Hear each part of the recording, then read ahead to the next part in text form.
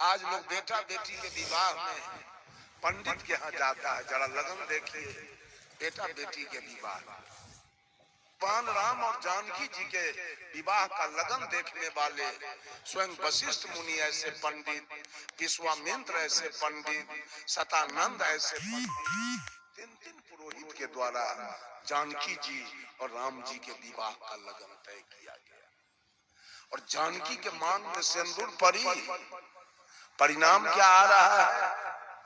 सदगुरु कबीर कहते हैं, अरे मुनि वशिष्ठ थे पंडित ज्ञानी, शोध के लगन धरी।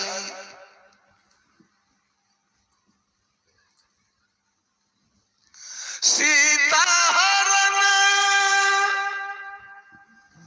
मरण दशरथ के, वन में विपत्ति परी, वन में विपत्ति परी रे, कर्म गति तार से नाही टरी। आप कर्म कर रहे हैं उसका परिणाम सारा जमीन दान कर दीजिएगा। हरिश्चंद्र पूरा संपत्ति दान किए, कर्म जान नहीं छोड़ा, अंत में डोम के हाथ बिकवाया है उनको। कर्म तो आपका जान नहीं छोड़ेगा किसी शर्त पर, और सारे लोग कर्म का परिणाम भोग रहे हैं। किसी को 50 बीघा है, किसी को 10 बीघा है, किसी को 20 बीघा है, किसी को 5 बीघा है, किसी को 2 बीघा है, किसी को 10 कट्ठा है, किसी को 5 कट्ठा है, और नट बखो करोड़ी के 1 डिसमिल में। किसी को 5 बेटा है, किसी को 4 बेटा है, किसी को 3 बेटा है, किसी को 1 बेटा है, किसी को कोई निपुत्र है, किसी को फूस का घर है, किसी को खपरा का घर है, किसी को एस्बेस्टस का घर है, किसी को टीन के चदरा का घर है, किसी को 1 महल है, किसी को 2 महल है, किसी को 5 महल है। सब अपना अपना कर्म का परिणाम ऐसा भगवान के फेरा में सब पड़ा हुआ है। भगवान जो करेंगे होगा। आज कोई बूढ़ा बूढ़ी मुखिया के यहाँ जाता है, जाती है, मुखिया जी सरपंच साहब जरा चलिए, बेटा पुतो भोजन नहीं देता। मुखिया जी सरपंच साहब कहते हैं, ए बूढ़ा,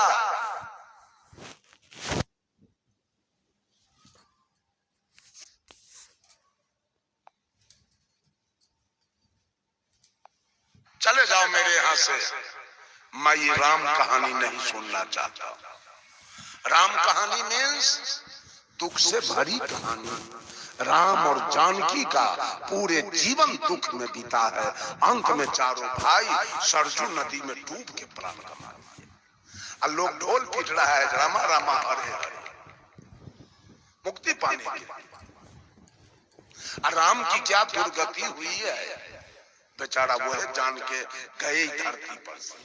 क्या क्या हुआ, जानकी को मांग में सिंदूर पड़ा और रावण हर के ले गया। राम को 14 वर्ष का वनवास हुआ, दशरथ जी की मृत्यु हुई और कौशल्या जी का हाथ फेल हो गया। क्यों? कर्म का परिणाम आया।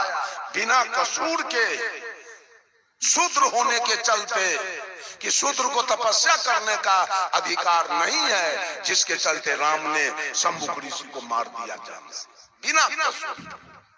दशरथ जी ने बिना कसूर के श्रवण कुमार को मारा, ये बदला पहुंच गया। कर्म आपका जान नहीं छोड़ा। चाहे कितनों देवी देवता के पूजा कर लीजिए, कर्म आपका जान नहीं छोड़ेगा। आके पकड़ लिया कर्म दोनों।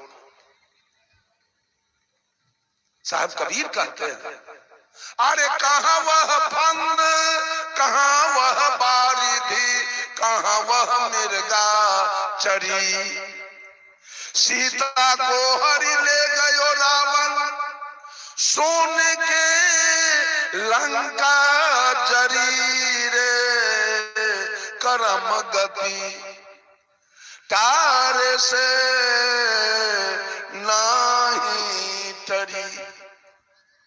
कोई औरत जवानी में मुस्मात है वो अपने कर्म से,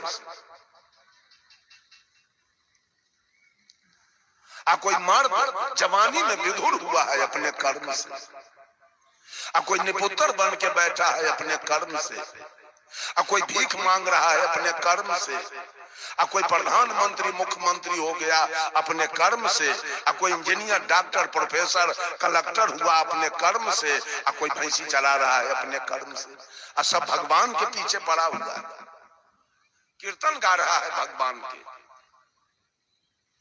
कर्म पर कोई पता नहीं है। वर्क इज वर्शिप, कर्म ही पूजा। साहब कबीर कर्मवादी संत थे, पुरुषार्थी थे। कबीर ने सबको जगाया, सुखिया सब संसार खाए निंद सो बल हो राम, दुखिया साहेब कबीर, दुखिया साहेब कबीर, सबके जगा बल हो राम। कबीर तो सबको जगाते थे, बेटा जग जाओ, कुछ पाना चाहते हो तो जग जाओ। स्पष्ट कहा, आपन आस कि जय बहु तेरा, कोई नहीं पावल मरम हरि केरा। कि कुछ पाना चाहते हो तो अपना भरोसा करो, भगवान को किसी ने देखा नहीं, और भगवान आज तक किसी के बेटी के बियाह में, किसी के बाप के श्राद्ध में, किसी के बीमारी में, किसी के घर बनाने में दिया है 2 रुपया। भरोसेबादी लोग, भगवान से कुछ सहयोग मिला है तो इतना मिर्गी काहे चढ़ल है।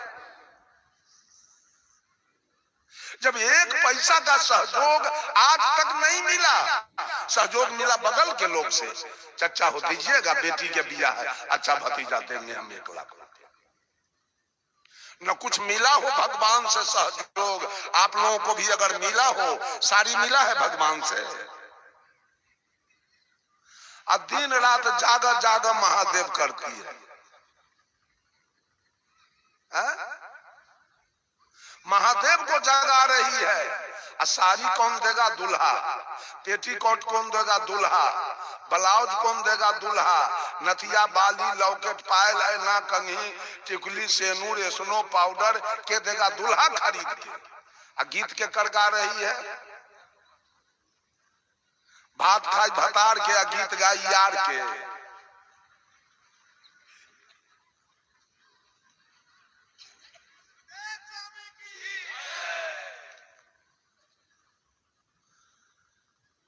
जरा दुनिया का चाल देखिए, क्या सब हो रहा है।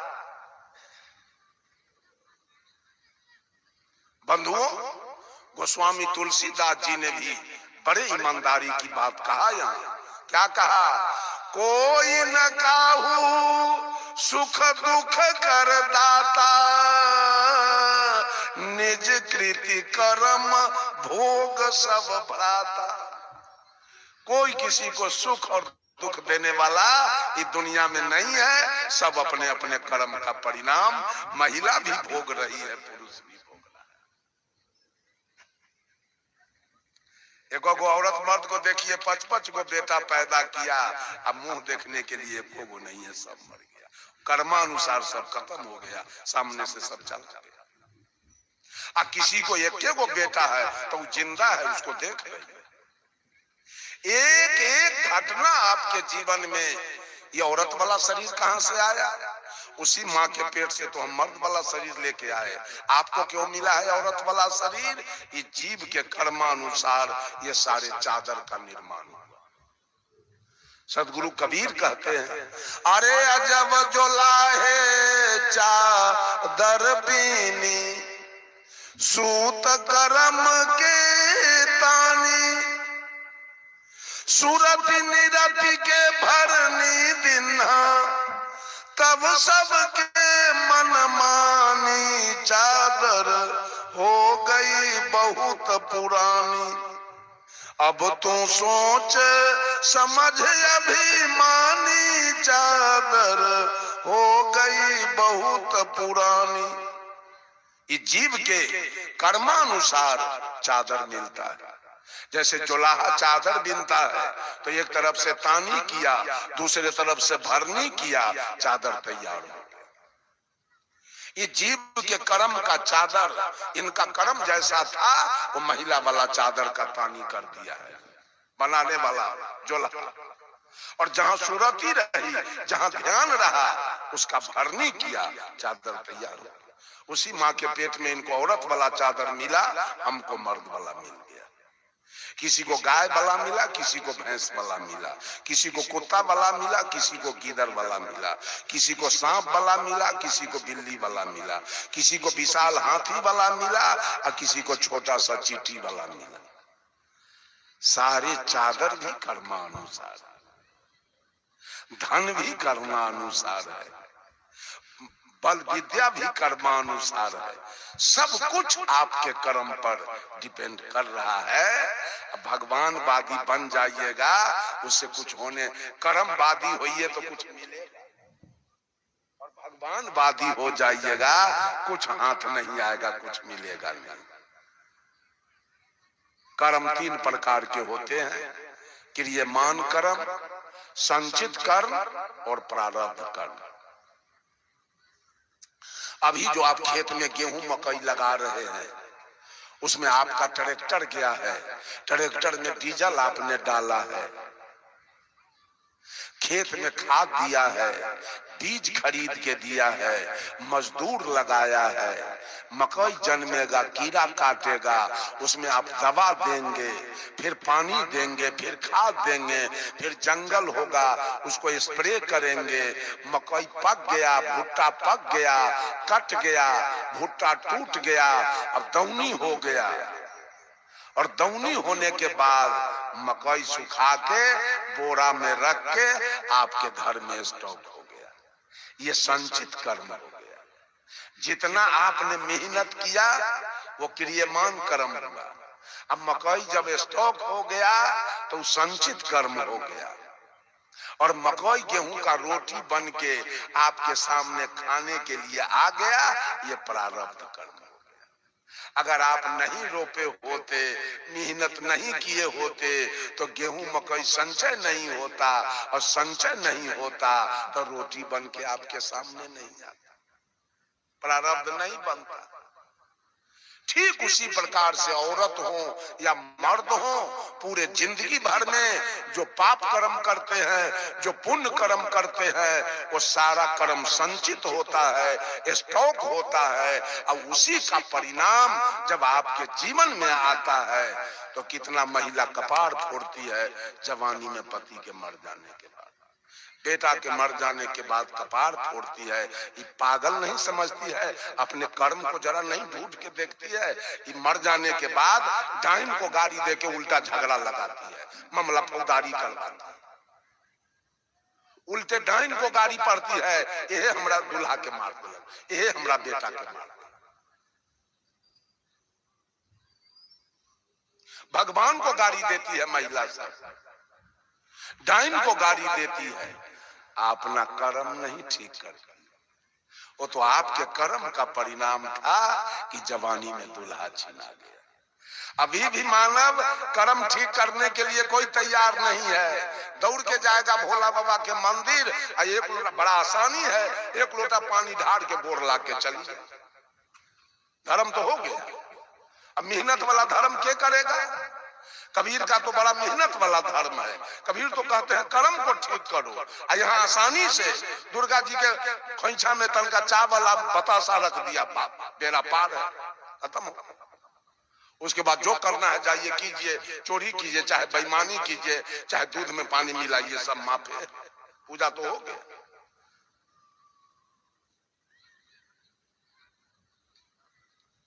कर्म जान नहीं छोड़ेगा।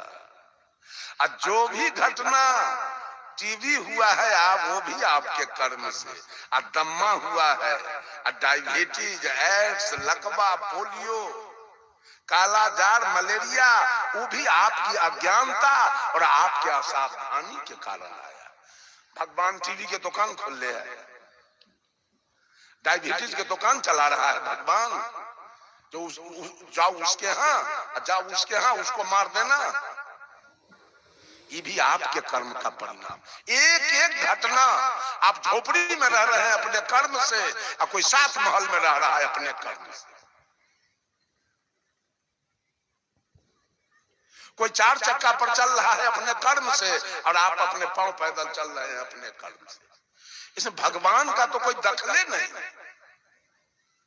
अगर भगवान है, आप लोग कहते हैं भगवान है, तो एक बाप के 5 बेटा है। अब पिता माता क्या सोचता है, एक बेटा भिखमंगा हो जाए? सोचेगा ऐसा?